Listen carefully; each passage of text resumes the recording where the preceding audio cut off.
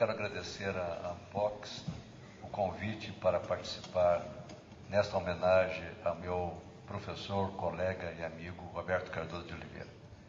Em segundo lugar, eu tenho a dizer que eu preparei um texto, né, quase bem biográfico a respeito do Roberto, e de certa forma esse texto foi já se tornou meio repetitivo com o que a Estela falou.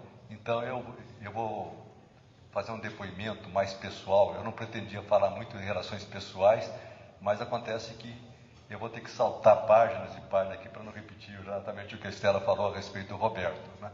Talvez porque a gente tenha tido uma experiência muito semelhante, tanto eu como a Estela fomos alunos dos primeiros cursos de especialização que ele deu entre 61 e 62. Né? Então eu gostaria de começar deixando um pouco de lado o texto que eu escrevi, relatando o meu primeiro encontro com Roberto Cardoso de Oliveira. Foi exatamente no início de 1960, eu não garanto se foi janeiro ou fevereiro de 60, né, quando eu fui fazer candidatei à primeira turma do curso de especialização, e essa entrevista fez parte desse processo de seleção. A única coisa que eu sei para precisar a data, que na véspera, quando eu viajei de avião de Belo Horizonte para o Rio de Janeiro para fazer esta seleção, né, eu não consegui descer no aeroporto Santos Dumont por horas, porque tinha ocorrido naquele dia um choque de aviões na Baía da Guanabara entre um avião da Marinha Americana, que trazia a banda de música dos fuzileiros navais americanos para tocar na recepção do presidente Eisenhower, que visitava o Brasil, e um avião comercial. Né?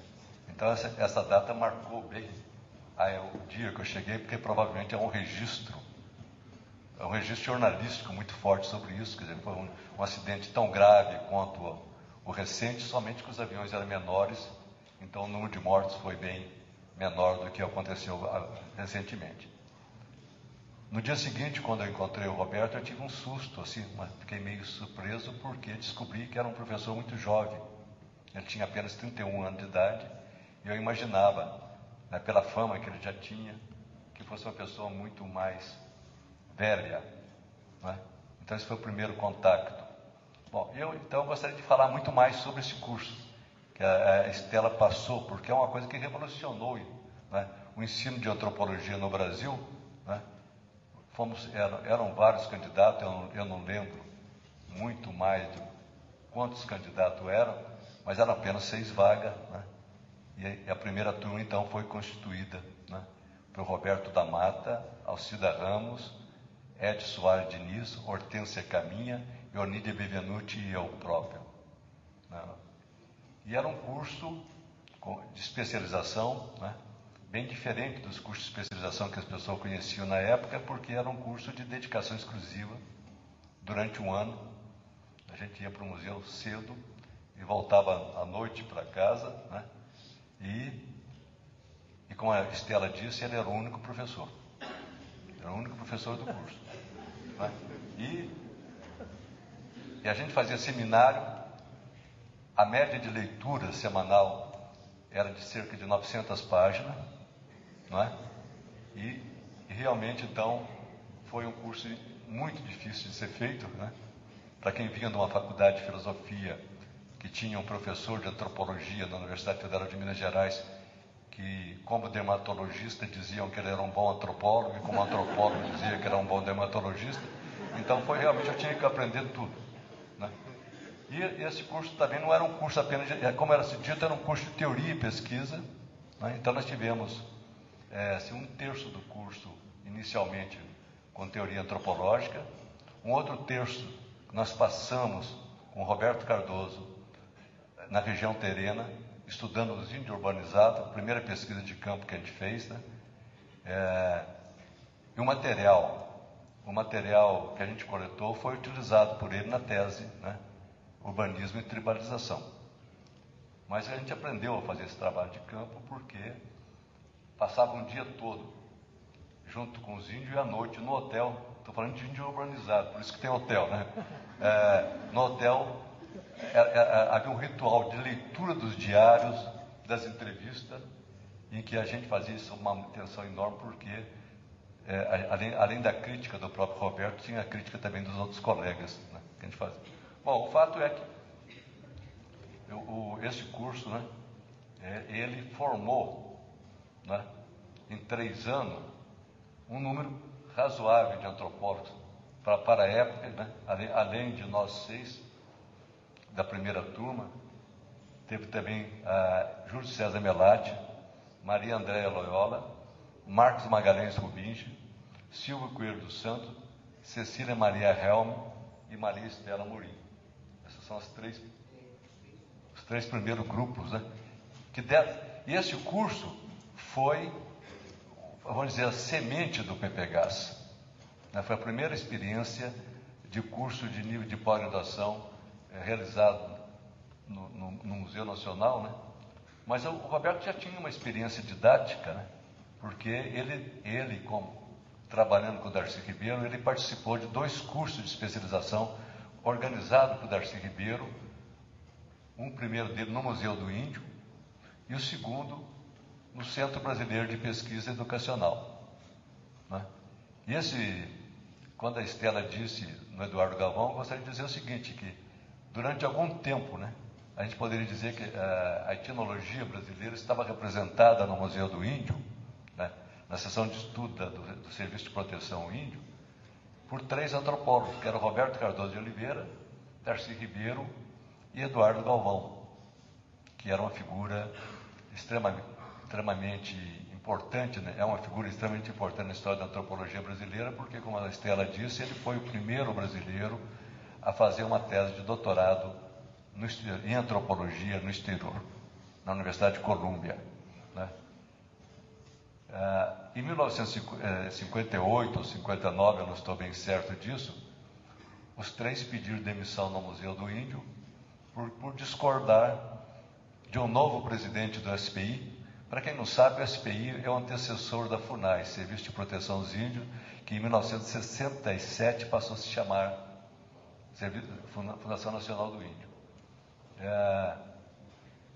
Um novo diretor que tinha uma política desastrosa em relação às terras indígenas. Os 3 pediram demissão.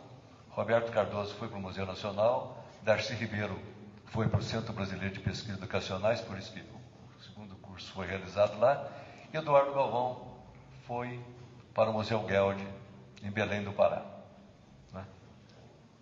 Agora, esse curso tinha um caráter inovador na antropologia brasileira, porque naquela época a antropologia brasileira oscilava entre o neoevolucionismo de Leslie White, né? O neoevolucionismo americano de Leslie White, representado no Brasil por Darcy Ribeiro, né? E a escola cultural americana, que foi liderada por Franz Boas, né? Que tinha então uma grande influência, inclusive Eduardo Galvão, de certa forma.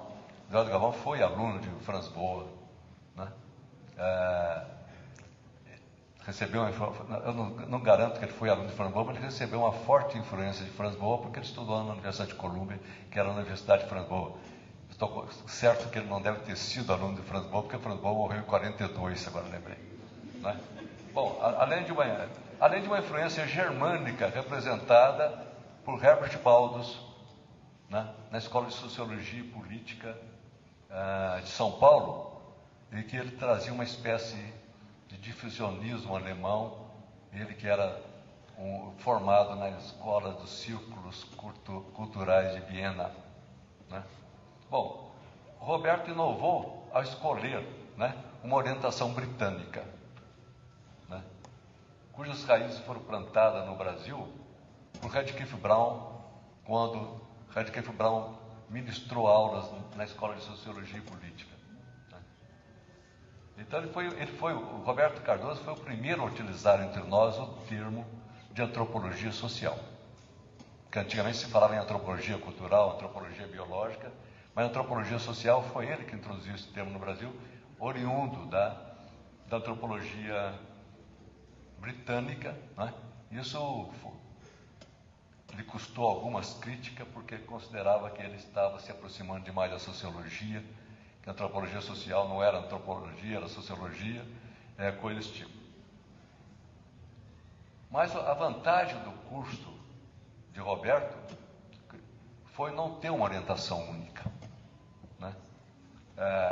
Acho que a Estela já disse o tipo de formação que ele tinha recebido, né? Na USP ele teve uma grande orientação francesa, né? Daí, entre os textos, porque a gente lia predominantemente autores britânicos, né? Como Redcliffe Brown, Maya Fortes, mas lemos também Durkheim, né?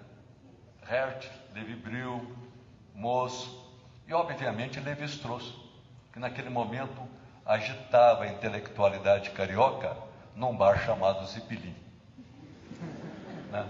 Ainda na USP, teve como professor, como foi dito, Florestan Fernandes, que então seguiu uma orientação funcionalista parsoniana, né? Florestan Fernandes passa na história da sociologia brasileira como um grande sociólogo, maior sociólogo, mas com uma orientação marxista, mas na verdade, né, Florestan Fernandes se forma numa escola funcionalista parsoniana, né, aonde os seus 2 livros, que ele considerou numa entrevista concedida a Marisa Perano, né, os 2 livros dele são exatamente a Organização Social do Tupinambá, a Função Social da Guerra na Sociedade do Tupinambá, 2 livros eminentemente funcionalistas. Por isso o Roberto nos fez ler, né? Como foi dito pela Estela, né? Era um professor extremamente rígido, né? Além a gente não leu, eu não lembro de ter lido propriamente o Parso, mas leu muito o Marion Levy, né? A Estrutura da Sociedade, que era um dos principais discípulos de tal Parso, né? E principalmente, quase como manual, o Fundamentos Empíricos da Explicação Sociológica, né? Que era um livro extremamente difícil de ser lido, né, naquela época. Bom, o curso, como foi dito, não se limitou apenas à orientação teórica, né? Nós tivemos um estágio de campo com o Roberto no sul do Mato Grosso e fazendo pesquisa nas imediações de Campo Grande e Aquidauana, onde viviam os índios terenos urbanizados, né? Eu até já contei numa outra homenagem ao Roberto, né, que a primeira vez que nós vimos um índio tereno, nós estávamos andando com o Roberto pelas ruas de Campo Grande, que não era uma cidade tão grande como é hoje, quando ele parou para conversar com um japonês, com óculos Ray-Ban, calça jeans, e o Roberto da Mata perguntou para ele, mas quem é esse japonês? Ele ficou extremamente irritado, porque não era japonês, era terena, né? Então esse foi o primeiro índio que eu vi na minha vida, né? Bom, no ano seguinte nós partimos para uma pesquisa própria, cada um foi fazer sua própria pesquisa, e como disse a Estela, ele se preocupou exatamente com o futuro de cada um deles, né? E de certa forma teve uma influência muito grande na escolha, né? Na escolha de cada grupo. Então eu fui trabalhar com o índio Suruí, no Pará, né? O Roberto da Mata foi trabalhar com o índio Gaviões, também no Pará, né? E Alcida Ramos foi fazer sua pesquisa com polveiros, pescadores polveiros no próprio Rio de Janeiro, né? Edson Diniz foi para Macuxi, né? Em Roraima, e Hortência Diniz, Hortência Caminha, né? Foi ser assistente da professora Marina Vasconcelos na Faculdade Nacional de Filosofia, né? E a Onídia resolveu casar e foi para o Paraná, né? Não fez pesquisa realmente, né? Bom, Ciências Sociais, então dirigido pelo professor Manuel Diegues Júnior, né? E resultaram em diversos livros. Eu poderia citar o Índio e o Mundo dos Brancos, do próprio Roberto Cardoso de Oliveira, Índios de Castanheiro, meu e do Roberto da Mata, Índios Macuxi de Roraima, de Edson Soares Diniz, Índios e Criador, de Júlio César Melati, Índios e Branco no Sul do Brasil, de Silvio Coelho dos Santos, Índios Camponeses, de Paulo Marcos Mourim, além da tese de livre docência de Cecília Maria Vieira Helmer. Em 1968, finalmente, ele criou o programa de pós-graduação em Antropologia Social, responsável pela formação de centenas de mestres e doutores. Bom, em 1972, ele se transferiu para a Universidade de Brasília, onde permaneceu por 14 anos. Foi o principal responsável pela criação de um novo programa de pós-graduação em Antropologia Social, no qual orientou 3 teses de doutorado e 17 mestrados. Em 1976, assumiu a direção do Instituto de Ciências Humanas da Universidade de Brasília, cargo que ocupou por 2 anos. Sempre disposto a aceitar um novo desafio, em 1986, partiu para a Universidade Estadual de Campinas, para mais uma vez criar um novo programa de pós-graduação, o doutorado em Ciências Sociais, no qual orientou 5 teses de doutorado e 4 de mestrado. Em 1995, aposentou-se na Unicamp e retornou à Universidade de Brasília, como pesquisador associado do Centro de Estudo e Pesquisa de América Latina e Caribe, onde permaneceu até o seu falecimento em 21 de julho. No CEPAC, orientou mais 8 teses de doutorado. Roberto Cardoso de Oliveira foi o mais importante antropólogo brasileiro da segunda metade do século XX, tendo contribuído significativamente para o desenvolvimento teórico da disciplina. Em um momento que a antropologia brasileira, como eu disse, era fortemente influenciada pela antropologia cultural americana, introduziu no Brasil a antropologia social, baseada em modelos britânicos. Em meados dos anos 60, estimulou os seus alunos a utilizar o método estruturalista desenvolvido na França por Claude Lévi-Strauss. Tendo ele próprio utilizado esse método na análise do totemismo ticuna. Em um contraponto à teoria da aculturação desenvolvida nas décadas de 30 e 50 por um antropólogo americano, formulou a teoria da fricção interética, como ele denominou, a palavra deles, o contato entre grupos tribais e segmentos da sociedade brasileira, caracterizado por seus aspectos competitivos e, no mais das vezes, conflituais, assumindo esse contato proporções totais, isto é, envolvendo toda a conduta tribal e não tribal, que passa a ser moldada pela situação de fricção interética. Recebeu durante a vida numerosas expressões de reconhecimento pelos seus méritos, entre os quais destacamos o Prêmio da Ford de Londres em 1979, Dr. Honoris Causa pela UFRJ em 1989, Honorary Fellow da Royal Anthropological Institute of Great Britain and Ireland, 1989, Prêmio Anísio Teixeira da CAPES em 1991, Comendador da Ordem Nacional do Mérito Científico em 1995, professor emérito da Unicamp em 1997, membro titular da Academia Brasileira de Ciência 2000, Comendador da Ordem Rio Branco 2001, Medalha Roquete Pinto de Contribuição Brasileira à ABA 2003 e Doutor Honoris Causa pela UNB 2003.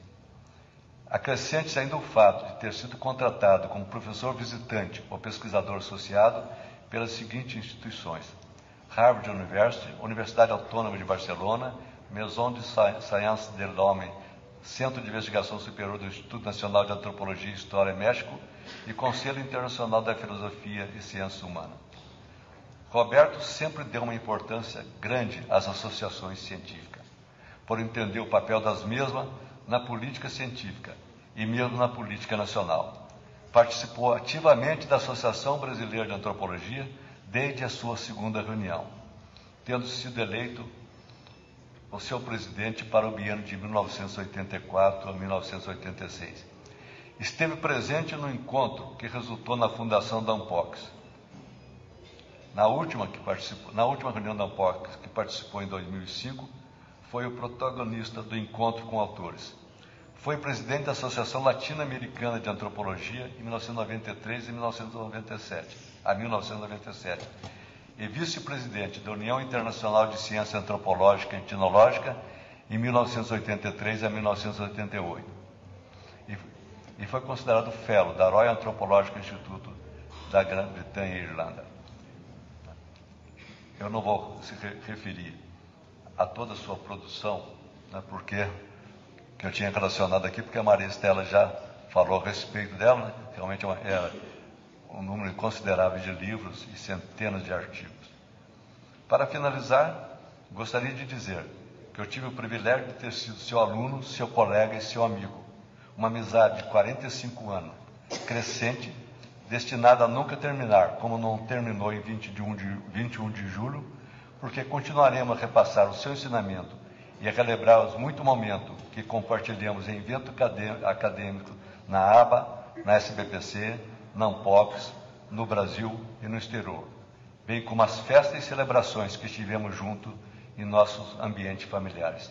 Trabalhamos juntos 34 anos, tanto no Museu Nacional como na Universidade de Brasília. Enfim, RCO, como nós costumávamos chamá-lo, estará sempre presente em nossa memória. Obrigado.